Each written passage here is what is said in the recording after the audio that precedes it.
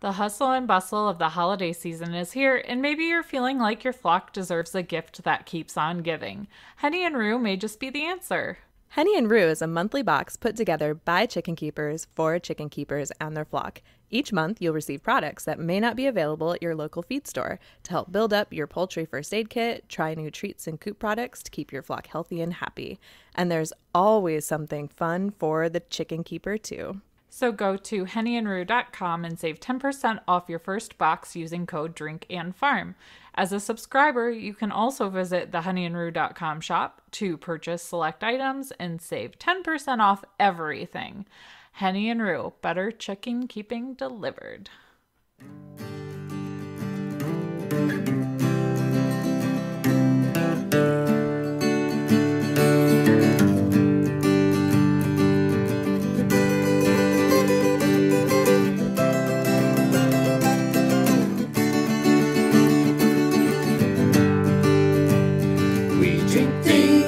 Farm things, we drink and farm things. Oh, hey there, Sam. Oh, hey, Bev. What you got over there? I just opened a Shiner Cheer. So festive. Yes, it is. I can officially open my Christmas beer and no longer feel guilty about it. So what is the Shiner beer? I've seen a picture of it, but I don't know what it is exactly. What kind? Oh, that's a good question. Does it tell me on the bottle? Did you fall into the trap of, ooh, this label looks festive? Well, so funnily enough, Shiner Cheer has been one of my go-to holiday beers for as long as I can remember drinking beer.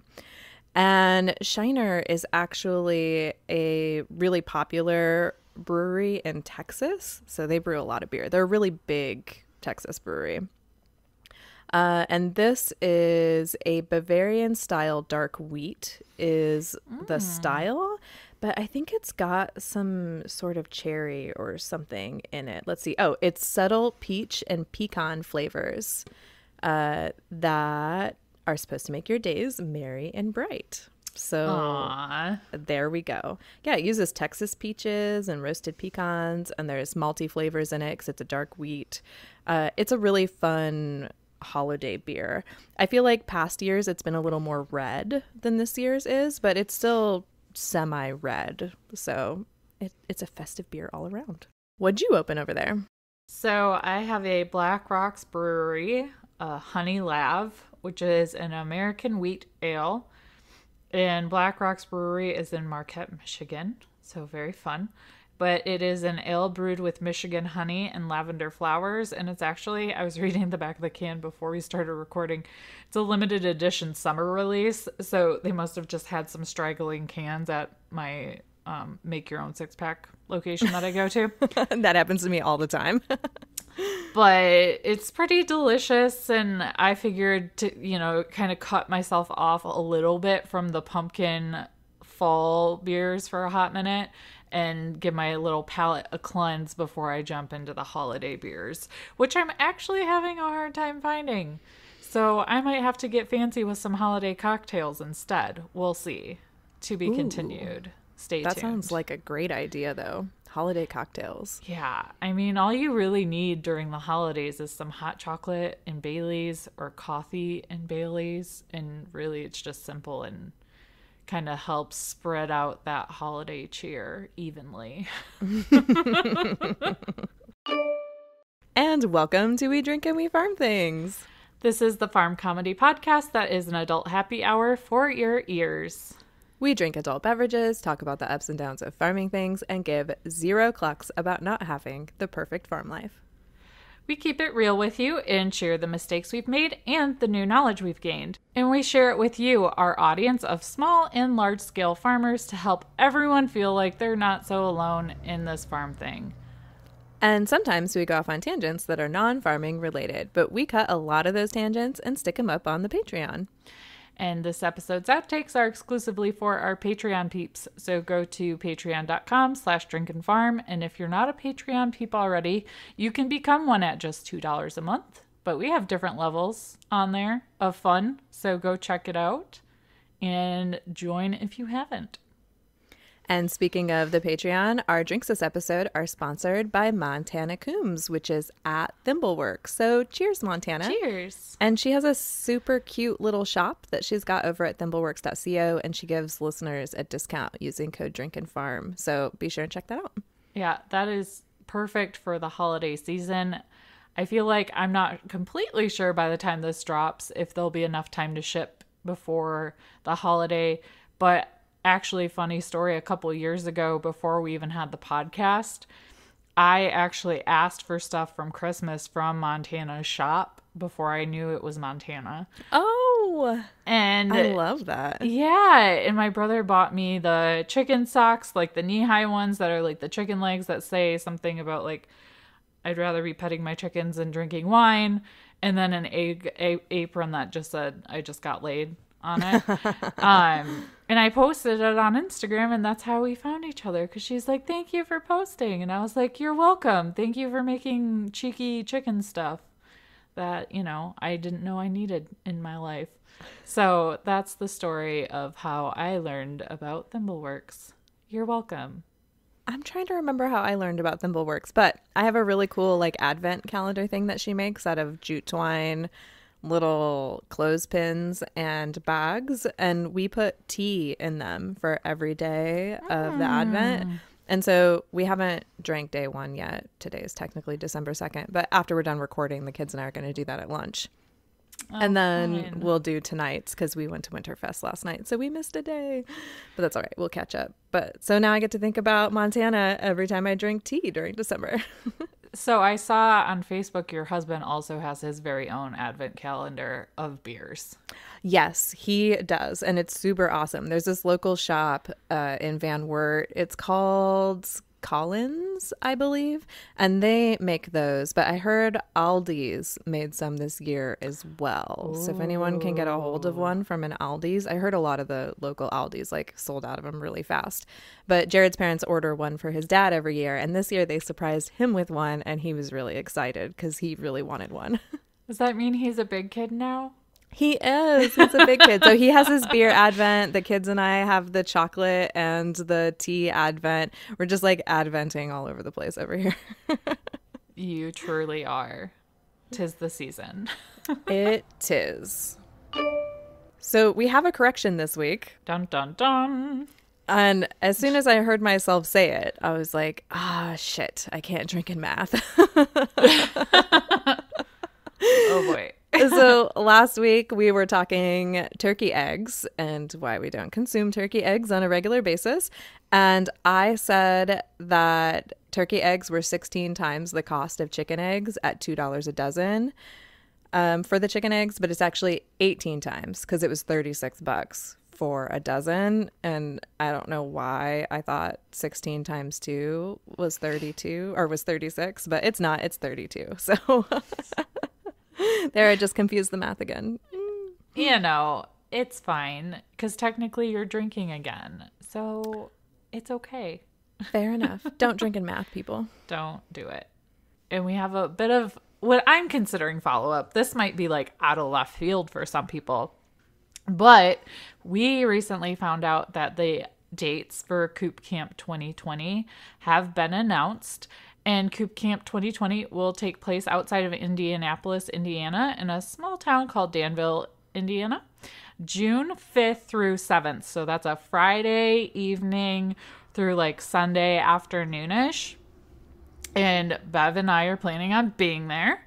And it also looks like a few other people will be there from last year as well, like Tina from Henny and Rue, hopefully Grubblies. I saw Jessica Jacobs from First Saturday Lime post in the group that she's hoping she's going this year. Ooh. So some of our friends will be there, and we always want to meet our listeners. So you have a lot of time to save your pennies. I told Bev that's what we need to do. We need to save our pennies because there'll be a hotel room block that you can take advantage of. And if you have to fly in or drive in, you can start looking at those prices now, because we want you to be there. It's a fun weekend. It's like a chicken people convention. You will feel right at home. We promise. We did last year. We sure did. And we're introverts. So the Yes. fact that we were having a good time and felt like we fit in, that says a lot about a convention. And it does. And if you want to hear about our adventures at Coop Camp last year, you can check out episode 66 titled I'm Sad I Was Peeing When That Happened, and minisode 15 Drink in Coop Camp, if you want to learn more about what to expect if you decide to go.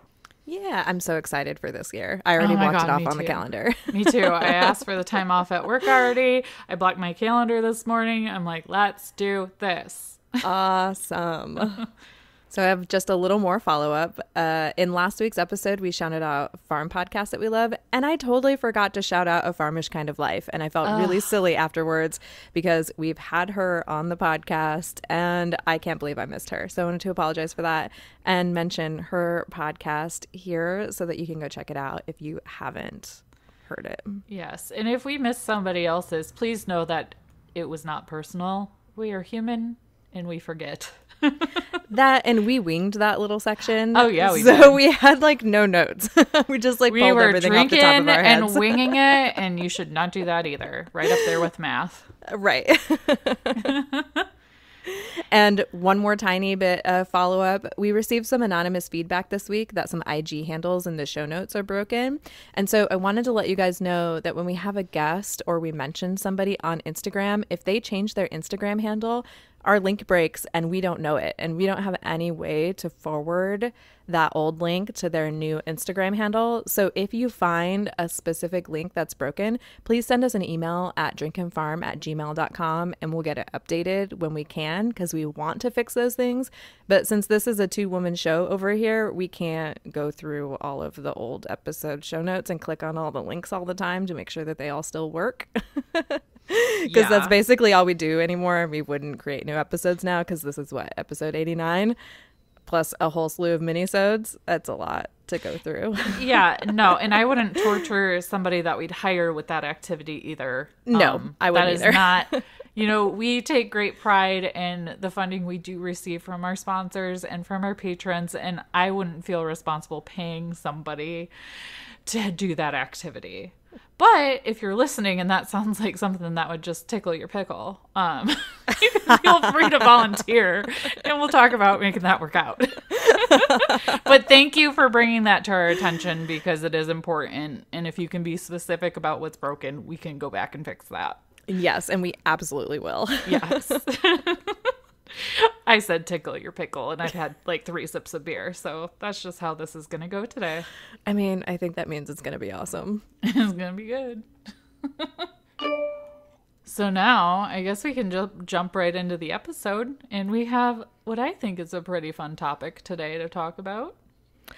I'm excited to talk about this topic because this is something that my husband and I have actually discussed. So I told him we were talking about it today, and then he gave me that look like, why are you bringing up us doing something new again? And I'm like, well, but we've talked about doing this, so I'm looking forward to learning more about it. Maybe it's easier than we think it is. Maybe it's harder than we think it is, and it requires more planning, and we're not cut out to do it yet. I don't know. So, Are you planning on having another child? no, absolutely not. Because that's what it started like sounding like to me. And I was like, Bev, we're talking about Christmas tree farms today, not Yes. children. Yeah. But I think if this is like the same line of thinking and planning, because basically these trees are your babies for quite some time. And I didn't understand fully what this entailed until we dove into this. And I think it's kind of deterred me personally from doing this anytime soon anyways. I'll tell you at the end of the episode if it's deterred me or not. Okay. I have to think about it just a little bit longer. But there's definitely more to it than meets the eye. Just like I think almost all farming activities have. Like from the outside, you're like, yeah, just keep a coop of chickens. And then you're like, but wait, chickens can get bumblefoot and they require the right feed. And, when they stop laying eggs, like something might be wrong. Yeah. So it's... You gotta scoop their shit. Exactly. So the article we're going to be referencing today is from northernwoodlands.org, and it's written by Patrick White. And he operates, along with his wife and his son, Meadow Ridge Farm in Middlesex, Vermont. And he's working in the Christmas tree industry, and it gives him a chance to take a break from his real job as a writer-editor. And he enjoys it because he gets to go outside. So I think we all have that in common here. Most of us, we have a big kid job and we're doing this hobby farm thing. Some of you do it full time. So I thought this was a really neat perspective that we could share with you guys today. Yeah, because I think people that do what we do are always looking for new ideas and stuff that they could possibly do on their farms, you know, to maybe like dip their toes into the monetization of their farm, so to speak. And this is definitely an option. Yeah, but I'll admit, I definitely romanticize the idea of a Christmas tree farm because we used to like go to this cute little Christmas tree farm when I was growing up that had like a Santa Claus, and you'd go and chop down a tree and then they put it through the machine and like shake it and all that fun stuff. And you come home and then boom, it's in your living room. So I had this really romantical idea in my head, but what you don't think about when you're thinking about starting one of these necessarily is that you're going to be working within the trees, and it's like the writer describes it as like trench warfare because it's a battle between heat, frost, disease, insects, weeds, drought, wet soils, and occasionally ground hornets. Ooh, fun stuff. Yeah, and that's just the growing part. You're not talking about like the sales and marketing piece of having a Christmas tree farm as well. So if that doesn't scare you, we'll continue on. Well, I was just going to tell you, almost all of the pine trees that are actually like physically in my yard, almost all of them died last year because of spider mites. Oh, no. It didn't occur to me to try to figure out like how to get rid of them. I thought that it was just like a natural cycle that the trees were going through and that they would take care of themselves. And it turns out they do not against this particular pest. So, yeah. So that probably doesn't bode well for my future Christmas tree farm. Well, at least you know ahead of time before you make a big investment, right? That's true. So part of the article covers some quotes from other Christmas tree farm people, like Nigel Manley, who's a manager of the Rock Estate in Bethlehem, New Hampshire. And he has a Christmas tree farm of more than 45,000 trees in the field. And he said that a lot of people tend to think that you can just stick some trees in the ground and they'll miraculously pay for your property taxes. But it's really not that simple. Not gonna lie, I kind of thought that. I mean, I did too. I really did too. But it's not really there for a bit of a quick buck. Many people are actually horrified to learn that you'll be planting trees in the cold in April, and then you're going to be shearing them in the heat of the summer, and then you're going to have to spray for those bugs and apply weed control. And that even if you start with a 5-year-old seedling, it takes about 8 to 10 years to produce a Christmas tree. So that's 10 years of work before you get paid. Wow. Holy cow. I mean, I knew trees took a little while to grow. But holy cow. Yeah, and the shearing and everything. So one of the things that I learned about Christmas trees while I was doing some little like ancillary research on this topic is that some of them don't naturally grow into that really perfect like cone shape. That's what the shearing is all about. Yeah, no, you have to shape them to that. You can't just like stick Christmas trees in the ground and then expect to cut them in 8 years or whatever it is and have them like perfect to go in people's living rooms. Like it's like any other landscaping. You have to like train it to go the direction you want it to go, and you have to evenly cut it and keep it looking all pretty. Because yeah, no one's going to come to your Christmas tree farm and chop down something that looks like Charlie Brown's Christmas tree or like some sort of like rough monster that is just like sticking branches out all over the place. Right. So if you're not scared shitless yet and you want to get started, here's some other things you need to think of. So if you're thinking about purchasing land or using land that you already have, you want to make sure that the ground is not wet. and doesn't hold water. There are some species and varieties touted by nurseries to tolerate wetter conditions, but the reality is that every tree does best on well-drained soil. So if you have a lot of standing water, it's probably not going to go so well. And you want to also consider the soil pH. That's another factor that could either make or break your business. And as a general rule of thumb, balsam and Fraser fir do best in a pH range of 5.0 to 6.0. And if you've got a good site and are ready to take the plunge, the next hurdle is planning the layout of the field. So for better or for worse, this is what you're stuck with for like decades. So you want to keep into consideration how you're spacing out the trees. And you don't necessarily want to do it in terms of how many trees can I cram in one space.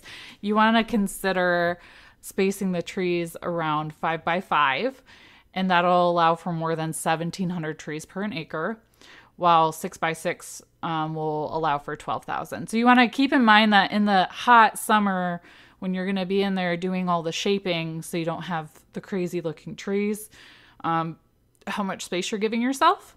And also, if you got equipment, making sure you have room to get through there without, doing any damage to the trees.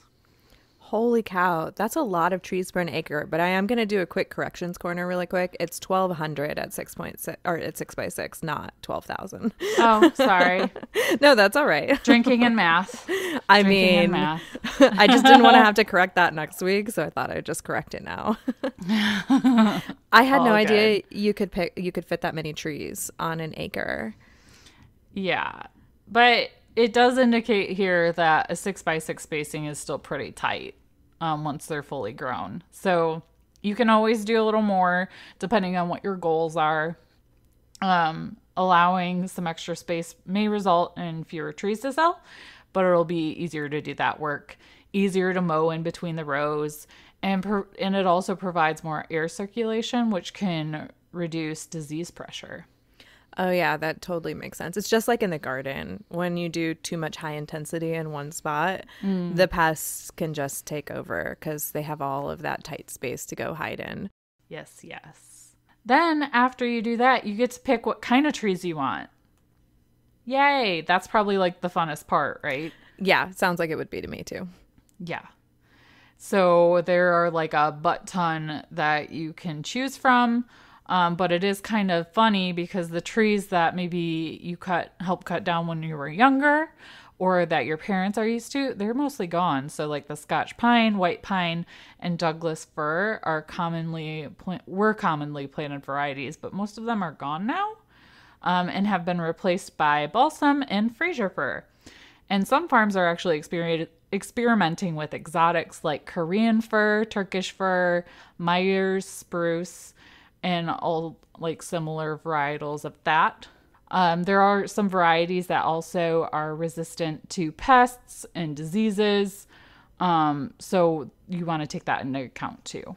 And one trait that many growers look for is late breaking buds. Any new growth that emerged from the bud can be quickly killed by a hard frost, stunting that year's growth.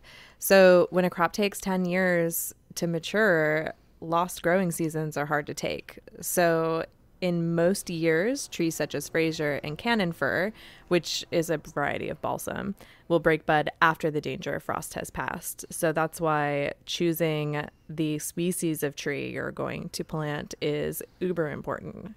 Yes. Uber. And of course, some of these startup decisions and dilemmas can be bypassed by purchasing an existing Christmas tree farm. Ooh, smart. Right?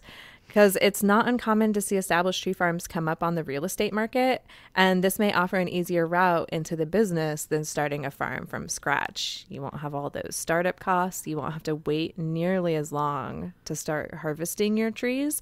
And also, in existing business, you get to ask them for copies of their profit and loss statements and their balance sheets, and you can see how the business has actually done in that location before you make your decision. But of course, buying an existing business has its costs as well, because if it's a really profitable company, they're likely to charge more for it. But it also mitigates some of the risk. So, I mean, you get to decide how risk averse you are in farming, just like you can when you purchase stocks on the stock market, I guess. Yeah, that makes sense. Yeah. So now we have to consider maintenance, which we kind of talked about a little already with the shearing piece. So with maintenance, it's important to know, like we mentioned before, you can't just stick them in the ground and wait. There's shearing that needs to be done. You also need to think about weed control and how you're going to combat things like bindweed, bedstraw, vetch, goldenrod. And it's not a matter of aesthetics. It's for the health of the tree, depending on how much of a weed problem you have. And the species grown as Christmas trees generally don't regenerate naturally in open fields and are at a disadvantage when it comes to competing with grass and weeds for sunlight, water, and nutrients. So it's essential to limit the competition, especially when the trees are small and young. And then also, as we mentioned previously, bugs can be a huge challenge as well in the maintenance area. So when you think about it, that totally makes sense that that Christmas trees would not want to compete for nutrients, because when you think about it, where trees naturally grow is the forest floor, which are like nutrient dense areas of ground, because all of the stuff falling out of the trees and then composting on the ground and adding in like the right bugs and organisms that help to keep that ground really, what's what I'm looking for? Just like really fertile, I guess is the right word. But when you're planting a Christmas tree farm, it's sort of like farm style in an open field. But we know that sun and wind and lots of rain all steal from the top layer of the soil. So it's really important to protect that so that your trees can get everything that they need. So now you have to consider the cost of running a tree farm. And you want to be really liberal with your projections because money doesn't grow on trees. Dun-dun. What? I won't take credit for that. That was a header in the article. But you need to think of things like the amount of equipment you need to purchase. It is a lot because you need things like an auger, a tractor, a bucket, and a plow, and a trailer. And you need to buy like a really nice chainsaw. And then you have to think of things like bone saws and netters, which netters work by pulling trees through a cone-shaped funnel, temporarily flattening the branches against the trunk. That's the thing that makes it easier for the customer to transport. And then you also have to think of supplies and planting stock. And you have to think through like spending tens of thousands of dollars to get ready to go if you don't buy an existing business. And it's kind of funny because the article also points out that one of the tree farmers' wives is convinced that the best investment that they make every year is the $90 they hand over to rent a porta potty during sales season because it's fine to have hundreds of people at your house, but not in the house. So you have to think long term too. Like it's not just the startup costs, but it's also the things like the property tax, the insurance, the cost of the land, any employees you might hire to help you out, depending on how big of a project you're taking on. That stuff adds up really quick. Well, and something else that I don't see mentioned is like if people are going to come to your farm and buy your Christmas trees, like you have to have parking for them. And it has to be parking that their city cars aren't going to get stuck in. Because there's going to be people like showing up expecting to strap a Christmas tree to the top of, a front wheel drive Honda Civic, or, something that's really low to the ground. And I don't know what anybody else's farm looks like right now, but I currently have a mud farm. Yeah. So anything that would be flat and large enough for people to actually park their cars on isn't suitable for car parking at the current moment. Yeah, I think the place that we used to go, like you just knew better. But unfortunately, a lot of people don't know better. So you do need to prepare for those situations where you might have to pull someone out if you don't have like a cement block for them to like park up on and figure it out. Also, because you have people showing up to your property, you got to think about like liability insurance and things like that too, especially if you're letting them cut down the tree themselves. Yeah, someone's definitely going to get a cut or, Yeah, stand on the wrong side of the tree while it's coming down. Yeah.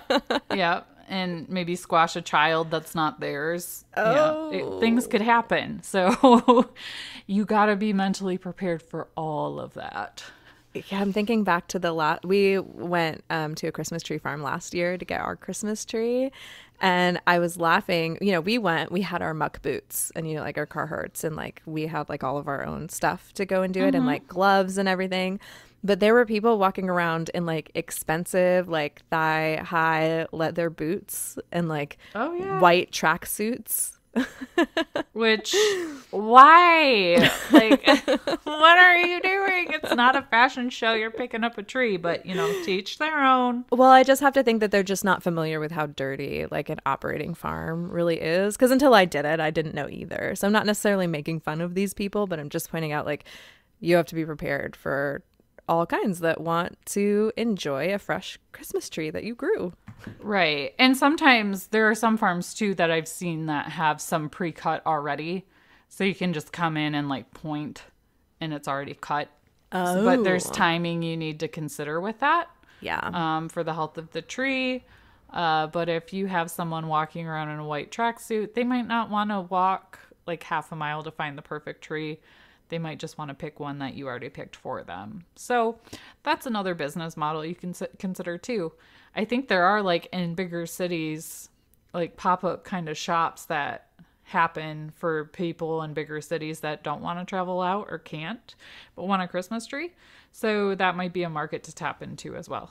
Oh, yeah. When I was in Phoenix, we had like Christmas tree lots that popped up in the middle of parking lots places. And they were from local farms around like the northern Arizona area. So, people in the city and the suburbs wanted to still support a local farm, but didn't necessarily have the time or want to travel out of the city to go get it. Yeah, I was asking Jared why we didn't have one of those around here, but now I know why. It just dawned on me. So what you're telling me is you didn't have a cactus in your house when you lived in Phoenix. You had an actual Christmas tree. Yeah, no, we use actual Christmas trees. But so while we were in Phoenix, we actually had an artificial tree, and we had the same one for over 10 years, and it finally like kicked the bucket before we moved. And so we got rid of that, did not move it across the country, and we've been going to Christmas tree farms and cutting down fresh Christmas trees ever since. But today's December 2nd and we still don't have a Christmas tree, so I'm starting to get a little desperate and thinking of just like running down to Lowe's or something. Well, something that I did in some of my side research of this too, something I saw was that doing or cutting down actual Christmas trees from a Christmas tree farm is better for the environment. Because it decomposes, right? Yeah. Or you can feed it to your goats or whatever, as long as it's not sprayed with weird chemicals. Because if you just, Bev's tree did her a great service for 10 years, but it's going to sit in, a dump for a very long time compared to a regular tree. So I thought that was interesting, and it wasn't something I ever really thought about before because I've always had live trees until I met my husband. Now we have 2 fake ones in the house. But he was so close, he said, this year to getting a real one. So maybe next year. Yeah. We'll have a real one. I mean, and there's nothing wrong with using artificial trees at all because they can last for a really long time. And I've read, because I remember doing some research on this last year, that you might be better off going with one that's not pre-lit because they don't break as easily. Yeah. And but when you're going for an artificial tree, you're usually going for ease. So pre-lit is almost always what you're picking. I mean, that's just the way that it goes. But like with our tree, when the lights went out on it, we just strung lights on it for the last like 3 or 4 years. Right. And then finally when we moved, we're like, this thing has been broken for as long as Aurora's been alive. Like, it's time to retire it and we'll get a real tree next year. And that was how I came to the decision of getting a real tree rather than buying another artificial tree. But there's an artificial tree at the store that you can use your phone, and it has like an app to change the light pattern on it. And Aurora has been like begging for for once when she saw Aw. it. We're like, no, we're going to go cut down a tree as a family, or at least like go pick one out as a family if we don't get to cut it down this year. Well, good news. We have lights on our house that can be controlled by an app. So you might just be able to find lights that you can do that with. So maybe that's a good compromise. Next year. Yeah. It's only like 3 weeks away from Christmas already. I know. I'm dying. Shut the front door. It's too close. Okay. Moving Anyways, on. Yes. Sales strategies. Another thing you need to consider. And this is something that you might not really think about when you're kind of romanticizing the idea of a Christmas tree farm. But the author indicates that he's heard many stories of people getting started in the Christmas tree farming business by planting 5,000 to 6,000 trees their first year. But not necessarily having a good sales strategy. Oh, yeah, this is a really good point. Where are the 6,000 families that are going to take those trees from? Right. And it's not a safe bet to like rely on, like, I have a bunch of Instagram followers. They'll come see me and they'll buy trees, because what happens if Instagram goes away? Yeah. So you need to think bigger than like one like mode of one mode of like advertising for this, and you need to be prepared. So something to consider too when you're starting up is there a Christmas tree farm around me already? And I know, Bev, you said there's not, so that might be a good indicator for you to start one up, because you don't have any competition, and with how long it takes to get started, they would be behind you anyways. Yeah, that totally makes sense. I also appreciated that the article indicated that selling Christmas trees depends on repeat business. So it doesn't necessarily make sense to plant a ton of trees in one sitting. Like your first year, you might want to kind of space it out over the years. Like every year do maybe like 100 or 500. Because if you give those white jogging suit wearing customers a really good friendly experience, they're going to come back the next year, and then it's going to continue to grow. So that's something you want to think about too.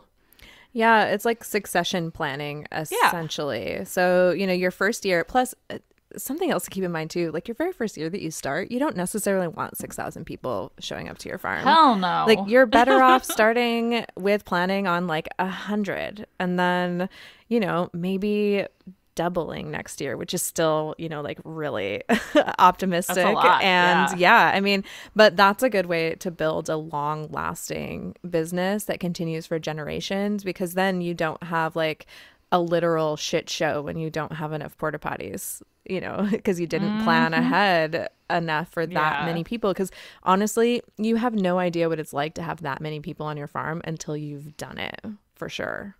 Right.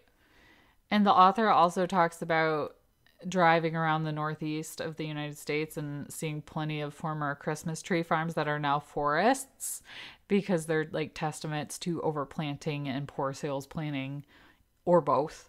You need to have a really good marketing and selling plan, even from the start. Even if you have 10 years out, you need an idea of what your plan's going to be.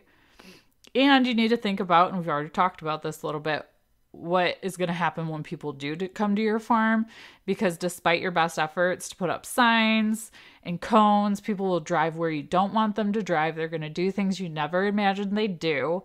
And he gives an example of last year. He had a fellow who insisted on tying his tree to the roof of his SUV with the tip pointing forward. And having seen plenty of umbrellas turn inside out in the wind, he politely suggested to the guy that given the directions the branches naturally grow, it might be better to flip it around. And the customer said, nope, it's more aerodynamic this way, and I've got a long way to go.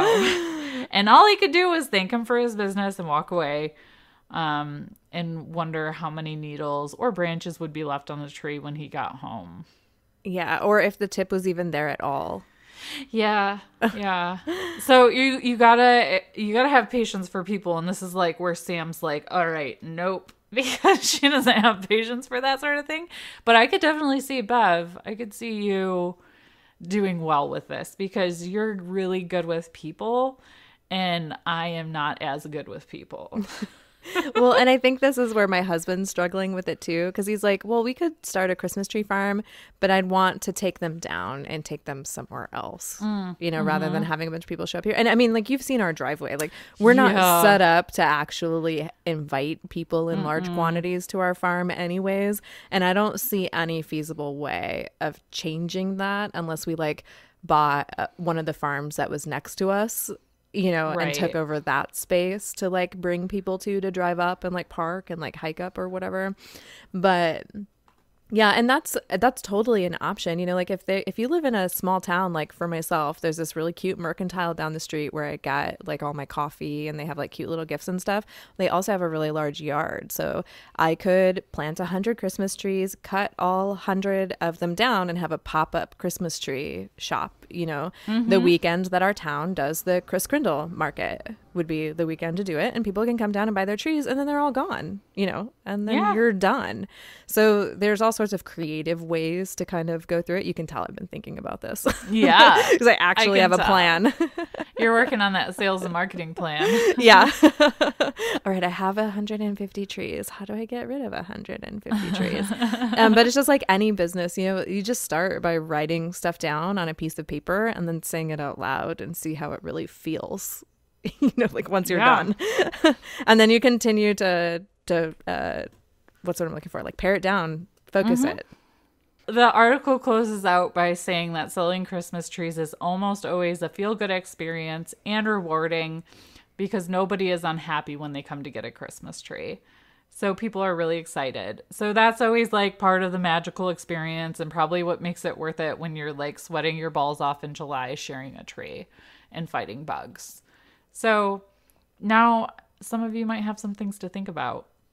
So what are you thinking, Bev? Based on your comments, I'm thinking you're like pro Christmas tree farm, but still thinking through potential strategy. Yeah, I think I am pro Christmas tree farm. And I think, so we have almost 12 acres here. We're not using most of it.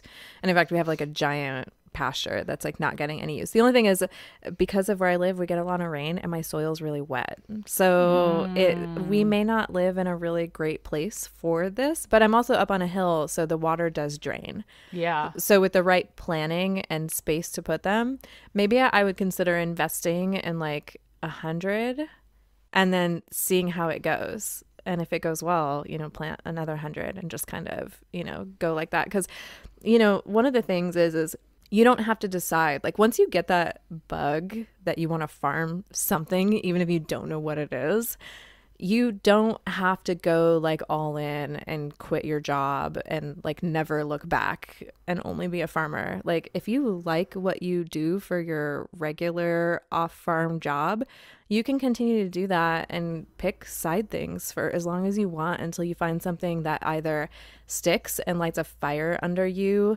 that's big enough that you want to leave that everyday, thing that you went to college for or you've been training for or whatever. Or you can just continue to do it on the side. There's no shame in that. Right, exactly. And then I think if I do ever do like my reindeer farm / barn wedding venue off site, not on my house, or at my house, I should say. Yeah. This would be a really nice addition for like, by the time that the reindeer farm happens, it'll be like, hey, Sam, you're going to be able to retire in like 10 to 20 years.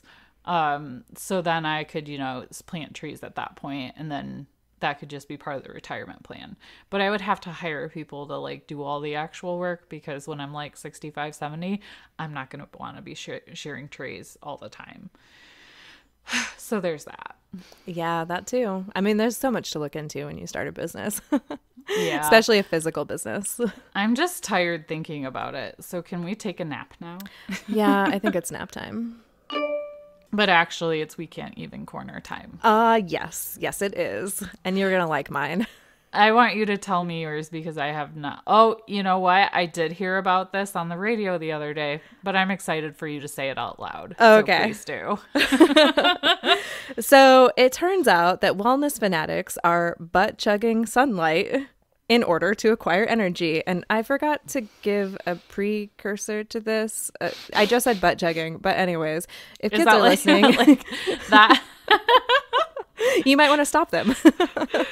Yes, please do. And when you say butt chugging, it makes me think of like something way different than what it actually is. So whoever wrote this article, kudos to you on like a clickbait article title. Well, so when they said butt chugging, I actually envisioned exactly what the picture that I saw was from the Instagram.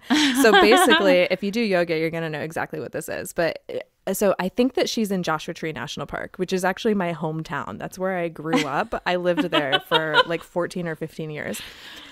She's lying on a rock on her back in happy baby pose, which is you're on your back, you lift your legs up and spread them as far apart as you can, and you grab your feet with your hands and hold them out like a baby. So you're basically spreading so that your butt can face the sun.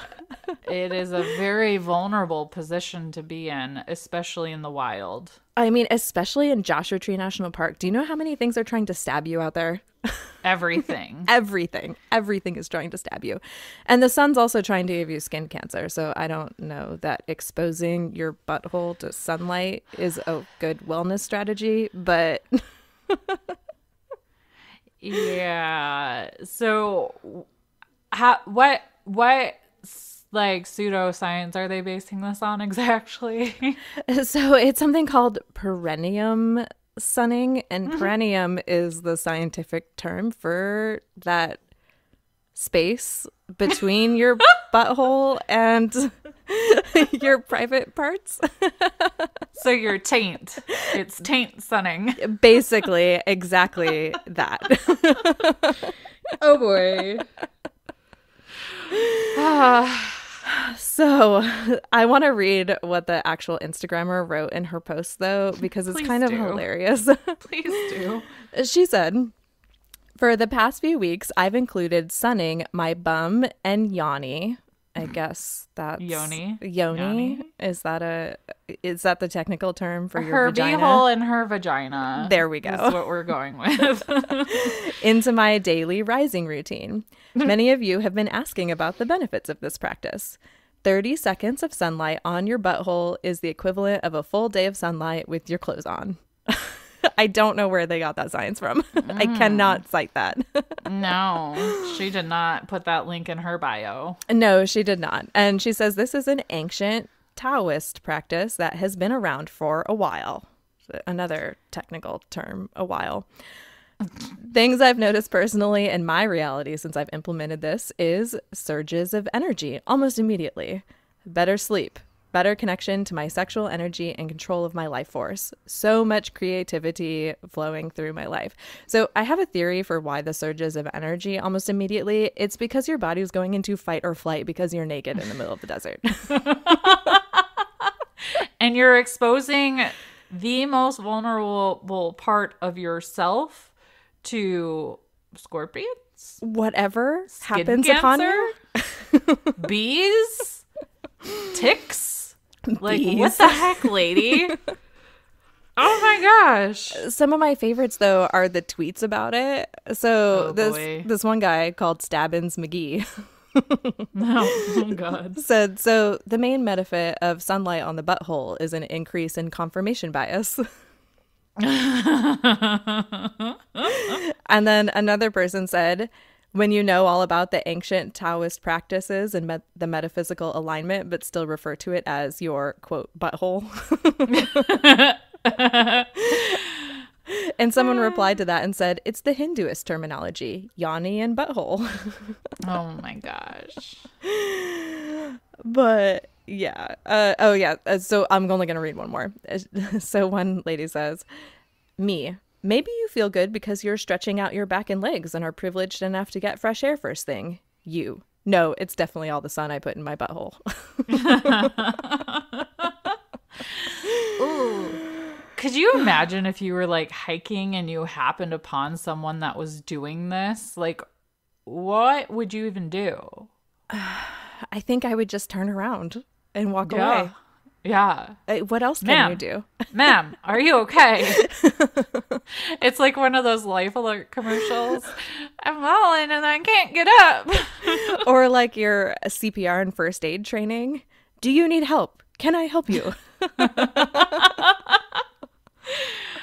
But I do see on here, if you want to follow this Instagrammer, her name is Metaphysical Megan, and that's Meagan. So if you want to check out her post, because I've seen it before, it is very, I would say it's work safe, but it will make you feel better about your life, I think. But no offense to anybody in our listenership that does this. If you do it, no pun intended, if you do, and you feel bold enough to email us about the benefits and what your thoughts are, feel free to do so. And we can share it and we'll make you anonymous if you want. But I'm interested to know if anybody does this that listens to us. Yeah, I'm curious too. And when I came across it, so all of my laughter was not necessarily making fun of it. I think mine it's was. just shock that I think it's just shock that it's a thing. But this is also the reason why I am always so skeptical of wellness advice. Because Yeah. this is the place that a lot of it comes from. This is so woo woo. Like, this is next level woo woo. Yeah, this is next level woo woo. And I'm doing a 30-day yoga challenge right now, and I'm not interested in sunning my perineum. So, Bev, I would have to be really worried if you were interested in it. But I would not totally judge you, just maybe mildly. just mildly. I have heard that there's benefits to gardening naked. And if I didn't have kids and neighbors, I might consider it. But I'm also very I don't know what the word is. I don't wear crop tops. I don't wear shorts. I dress for comfort and utility. Yeah, that's the word I was looking for. Yeah. Comfort and utility. So I try not to wear things where my boobs are spilling out the front of it, because it's not very easy to bend over and do things when that's happening. And nobody wants a goat biting their boob, for crying out loud. God, no. Could you imagine? Those teeth are sharp. No. So I think that's where my shock from it comes from partially. It's just because I wear all the clothes all the time. Yeah, me too. So what's your can't even this week? I took up a lot of time on that. I hope that was wildly entertaining. That was something. And I don't know how to follow that. But my can't even this week is from a USA Today article. And the title of the article is Alaska Man Attempted to Smuggle $400,000 of heroin and meth inside rancid goat intestines. I mean, that's a way to follow that up. I mean, it's the only thing that could follow it up. And the article says that an Alaska man was arrested last week after allegedly smuggling drugs hidden inside spoiled goat intestines stored in his checked luggage. Ooh. So Seanan Placencia, 71, got stopped at the Ted Stevens Anchorage International Airport after finding the 400K of heroin and meth in the frozen meat. Placencia initially allowed authorities to search this 47-pound fish box he had checked in his morning flight for Kodiak. Small pieces of meat with some animal skin were frozen together in a single mass, and they did not appear to be packed for human consumption. And as the meat thawed, investigators said it smelled rancid. So authorities were able to eventually pull out 10 balls of duct tape from one intestine and discovered plastic bags inside those. And they ended up seizing 740 grams of heroin and 389 grams of meth after they were able to get a search warrant. That's a lot of drugs. That's insane. Yeah.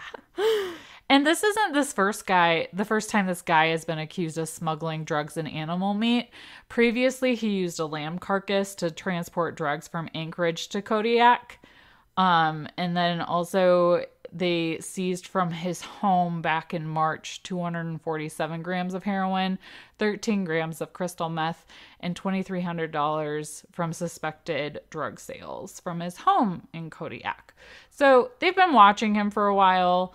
So now he's facing federal drug trafficking charges, and he was sent to Anchorage jail. If he's convicted, he could be sentenced to a maximum of 40 years in prison. So I know exactly where this guy went wrong. Well, I feel like he made some choices in his life early on that were not great for him. So I've flown from Anchorage, Alaska to Phoenix with a fish box full of food. Yeah. So I know exactly, like I'm picturing in my head exactly what this is. And because he froze everything together in one mass, when it went through the x-ray machine, they were like, what the hell is this? So he should have packaged it like Individually. Yeah, like fish steaks or like caribou steaks or whatever, would be packaged as. That's where he went wrong. So you're welcome, future drug smugglers. I don't know if I should be giving you advice. Covered. Oh boy. Oh. But yeah, so I just Googled like goat news. And that came up and I was like, perfect. Goat news. Oh, I love it. That's insane. Yeah. Don't do drugs, kids. Don't do drugs. And be careful sunning your beehole. The end. I mean, if you learned nothing else from this episode, I feel like those are good takeaways. Sun your beehole on your newly planted Christmas tree farm. I mean, the pine's good for it, right? Yeah, piney fresh. There we go. So we don't have a farm story this week, so we need you to send us your farm stories to drinkandfarm@gmail.com or over on Instagram or Facebook. If you would like to remain anonymous, that's fine. You can say so, but we want you to share your funny, your happy, your weird, your sad with us, and we will read them on an episode. And be sure and leave us a review because we're going to read one of them a week from Apple Podcasts. And if you don't have an Apple product, you can download iTunes to your laptop or your desktop computer and you can leave a review that way. So nobody is left out. And at the end of the month, we take all the reviews we read for the month, we draw a name out of a hat, and that person gets an exclusive coffee mug that is not and will never be in the shop. And you want it, trust me. And make sure that you leave your Instagram handle in the review so we can find you. And November's winner is Dottie Z. Yay! Yay! And I'm pretty certain she's in our Facebook group, so Dottie will reach out to you for your address. But we do have one that we need to read for today. Bev, would you like to read today's review? Sure. All right. So this review is titled Doing Chores with Like-Minded Friends. Although the podcast drops on Friday, I always save it to savor while doing my weekend chores. It might sound crazy, but I feel like I'm weeding the garden, cleaning the coop, or hanging laundry with a couple of girlfriends while bantering about our farming lifestyle. Sam and Bev are always learning and sharing new things and do so with humor and grace. They also share the real and sometimes sad or gross side of farming too. In addition to this podcast, they also have a great Facebook group, which is the first place I turn to when I have questions or need support. Keep up the great work. And that's from Tina, aka Patina_on_the_homestead on the Instagram. So thanks, Tina. Yes. Such a nice review. Yes. So just some quick housekeeping and announcements. We already talked about Coop Camp. So mark your calendars for that. We'll keep giving you information as we hear it. But make sure you hit that subscribe button for the Drink and Farm podcast and download the episode when you listen, because that helps more people like you find us. And do us a favor and share this episode over on the Instagram in your stories and tag us at Drink and Farm, because we'll send you a promo code that's just good for that episode, and we'll give you a percentage off in our shop. And that includes our new holiday shop, which is only going to be around until December 15th-ish. I haven't settled on a date. I need to figure out what the actual drop dead date is for shipping in time for Christmas, because it doesn't make sense to get holiday gear after the holiday has happened. So once I find a drop dead date, I'll mark that and let everybody know what that is. But I'm guessing it's going to be December 15th-ish. I was saying the 16th at first, but I think it's the 15th. It might even be the 13th. So my suggestion is, if you want some holiday gear, just go get it. It's over at drinkandfarm.com/wearables. And make sure you take a look at today's show notes to find links to the articles we discussed, a survey to tell us how we're doing, and all of our social media goodness and those merch shops. Oh, and we have an easy way to get to our show notes now. So the show notes for this episode is at drinkandfarm.com/89. Easy peasy. So thanks for listening, guys. We hope you are getting in the holiday spirit like we are. Yes, we appreciate you being with us every week, and we have a lot of fun doing this. We hope you have a lot of fun listening, and yeah, we'll get to talk to you again next week. So until next time, drink, Farm, and give 0 clucks. Bye, guys. Bye. We drink things, we farm things, we drink